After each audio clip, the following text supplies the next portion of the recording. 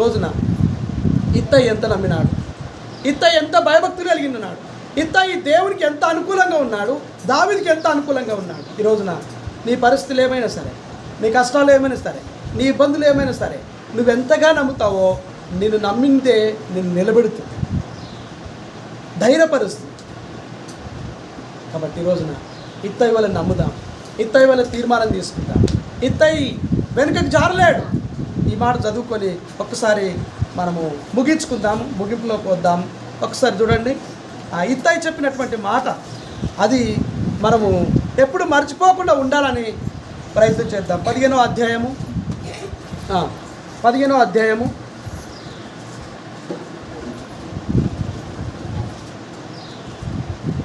21వ వచనం, 15:21 చదువుతారా? ఇత్తయి ఏమంటుండు చూడండి, ఏమంటున్నాడమ్మా? ఆయన మాటలను వినండి ఒకసారి. ఇత్తయి అంటున్నటువంటి మాట, నేను చచ్చినను బ్రతికినను దేవుని తోడు.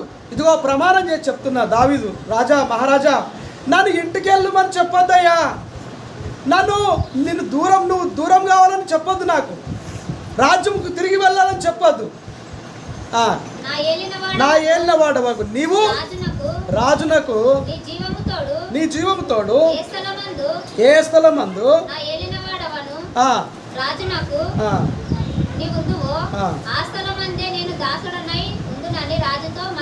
ఆయన కోరుకున్న మాట ఏంది?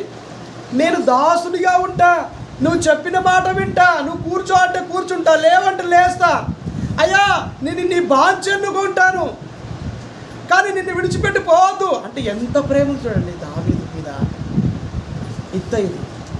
ఎందుకు అంత ప్రేమ అంటే దావీదులో ఉన్నటువంటి దేవుని బట్టి ప్రేమ. ఈ రోజున నిన్ను ఎవరైనా గౌరవిస్తున్నారంటే, నీకు ఎవరైనా మర్యాద చేస్తున్నారంటే, నీకు ఎవరైనా ప్రేమ చూపిస్తున్నారంటే నిన్ను బట్టి కాదు, నీలో ఉన్నటువంటి దేవుని బట్టి మనకు ఆ విలువ. ఎవరిని బట్టమ్మా? మనలో ఉన్నటువంటి దేవుని బట్టి ఆ విలువ. కాబట్టి అందుకే దావీదు అన్నాడు, ఏమన్నాడు? గొలియాతుతో యుద్ధంకి వెళ్ళినప్పుడు నేను యుద్ధానికి వస్తున్నానని చెప్పలేడు.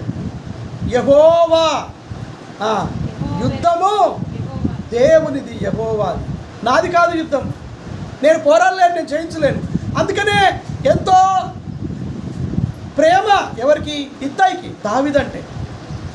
కాబట్టి ఈ రోజున ఇత్తయి మరణాన్ని లెక్క చేయలేడు. ఇది మామూలు విషయాలు కాదు. అరణ్యంలోకి పారిపోతున్నాడు, ఎక్కడ పోవాలో తెలియదు, ఏ గుహలో ఉండాలో తెలియదు, ఎక్కడ తింటారో తెలియదు, తిండి లేదు, తిప్పు లేదు, నీళ్ళు లేవు, పాలు లేవు, ఏమి లేవు. అలాంటప్పుడు ఈ ఇత్తయి నేను వస్తాను అనడమే కాకుండా తన కుటుంబాన్ని కూడా వెంట పెట్టుకొని పోయిందంట. అట్లా కింద మాట రాయబడే కదా, తన కుటుంబంతో వెళ్ళిండంట. ఎంతగా ప్రేమించిండు దావీదునే కాదు, దేవుణ్ణి ఎంతగా ప్రేమించిండు. ఈ రోజున మనం దేవుణ్ణి ప్రేమించేవారిగా ఉండాలి, దేవుణ్ణి ఇష్టపడేవారిగా ఉండాలి. దేవుడు అంటే ఇక నేను దేవుడు లేనిది నేను ఉండలేను అనుకునే విధంగా మనం ఉండాలి. అందుకనే ఈ మాటలు పౌలు జీవితంలో కూడా కనిపిస్తాయి. ఫిలిప్పీ 1:21 బ్రతుకుట క్రీస్తే, చావైతే లాభము. ఆయన లేకుండా నేను బ్రతకలేను. అయ్యా ఆ పట్టణానికి వెళ్ళకు, ఆ పట్టణంలో నీకు పొంచి ఉన్నారంటే శత్రువులు అంటే, అయ్యా మీరు ఎందుకు ఏడ్చి నా గుండె బద్దలు చేస్తారు, నేను ఆయన కొరకు మరణించడానికైనా సిద్ధపడ్డాను. ఏమన్నాడు? నేను ఆయన కొరకు మరణించడానికైనా సిద్ధపడ్డాను. చూద్దామా? ఒక్క మాట చూసి మనము ముగించుకుందాం. చూడండి ఒకసారి అపోస్తుల కార్యములు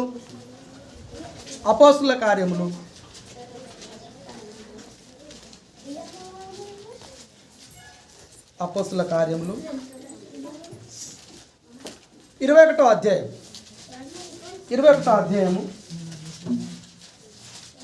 13వ వచనం. 21:13 అందరు తీయండి ఒకసారి, చూడండి. 21:13 పౌలు, ఇదెందుకు మీరు ఏడ్చి నా గుండెలు బద్దలు చేసేదరేలా నేనైతే తీర్మానం చేసుకున్నామ్మా. అయ్యా ఏమన్నాడు పౌలు? యేసు నామమున మీరు ఊరికేనే ఆ కలవరపడుతున్నారు, ఊరికేనే భయపడుతున్నారు. నేనైతే నాకు అసలు భయమే లేదు, నాకైతే భయమే లేదు, బెదిరే లేదు అని పౌలు అంటున్నాడు. నేనైతే ప్రభు అయిన యేసు నామము నిమిత్తము యెరూషలేములో బంధించుటకు, నిందించుటకు, ఏదైనా పడడానికి దేవుని కొరకు నేను చనిపోవటకును లాస్ట్కు చచ్చిపోవడానికి కూడా ఇష్టపడుతున్నాను. సిద్ధముగా ఉన్నాను. ఏదో ఒక రోజు చచ్చిపోవాల్సిందిగా మనం.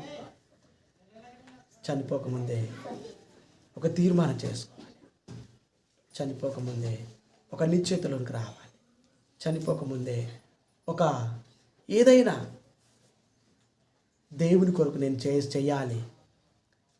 ఈ లోకం విడవకముందే అయితే ఇవ్వాలి, ఏమైనా పర్వాలేదు, నేను ఆయన్ని విడిచిపెట్టను అని నిశ్చయితలోనికి రావాలి.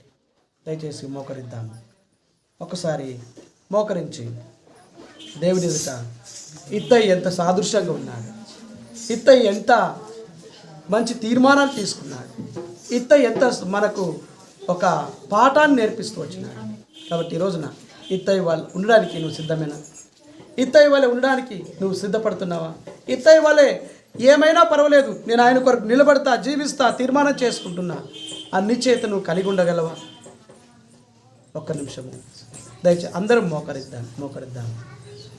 ఒక చిన్న తీర్మానం తీసుకుందాం.